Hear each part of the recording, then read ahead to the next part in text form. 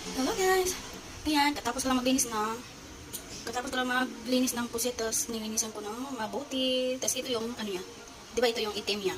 Yung ata. Ay, ata. Ata ba? Ata? Ata ba? O, ay, ito may. Kani siya, mauni ka tong itong para sarap. Sarap, di ba? Ako na siyang iwa-iwa para mahinlo sa sulod. Hinlo na kayo siya. Ako na siyang giputol-putol. Mauni siya. Pusit niya, dagko. Kayo nga pusit. Mauni siya ang katong itong malig na si balik mo ni siya. Kung magluto mo pusit, hinluan dyan ninyo kay dagan kayo kuan sa sulod. Mo ni ang sulod oh. Mao na sulod sa pusit. As you can see guys, yan siya. Ang kubiting malaki nahulog.